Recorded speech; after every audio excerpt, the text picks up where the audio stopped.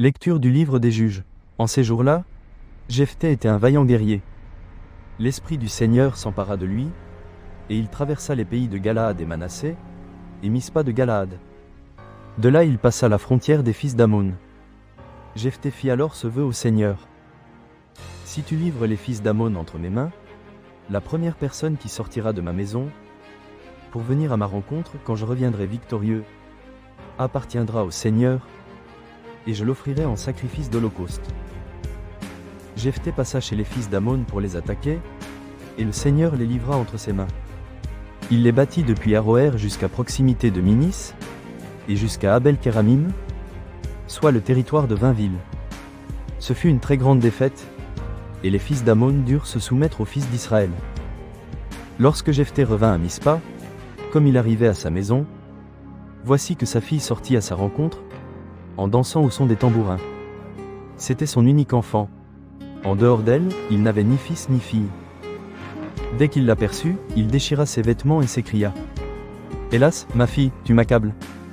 C'est toi qui fais mon malheur. J'ai parlé trop vite devant le Seigneur, et je ne peux pas reprendre ma parole. » Elle lui répondit : « Mon père, tu as parlé trop vite devant le Seigneur. Traite-moi donc selon ta parole, puisque maintenant le Seigneur t'a vengé de tes ennemis, les fils d'Ammon. » Et elle ajouta : « Je ne te demande qu'une chose. Laisse-moi un répit de 2 mois. J'irai dans les montagnes pour pleurer ma virginité avec mes amis. » Il lui dit : « Va. » Et il la laissa partir pour 2 mois. Elle s'en alla donc, avec ses amis, dans la montagne, et pleura sa virginité. Les 2 mois écoulés, elle revint vers son père, et il accomplit à son égard le vœu qu'il avait prononcé. Parole du Seigneur. Nous rendons grâce à Dieu. Me voici, Seigneur. Je viens faire ta volonté. Heureux est l'homme qui met sa foi dans le Seigneur, et ne va pas du côté des violents, dans le parti des traîtres. Tu ne voulais ni offrande ni sacrifice, tu as ouvert mes oreilles. Tu ne demandais ni holocauste ni victime, alors j'ai dit : voici, je viens. Dans le livre est écrit pour moi ce que tu veux que je fasse. Mon Dieu, voilà ce que j'aime. Ta loi me tient aux entrailles. J'annonce la justice dans la grande assemblée. Vois, je ne retiens pas mes lèvres. Seigneur, tu le sais. Parole du Seigneur. Nous rendons grâce à Dieu. Aujourd'hui, ne fermez pas votre cœur, mais écoutez la voix du Seigneur.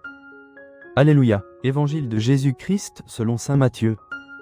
En ce temps-là, Jésus se mit de nouveau à parler aux grands prêtres et aux anciens du peuple, et il leur dit en parabole : le royaume des cieux est comparable à un roi qui célébra les noces de son fils.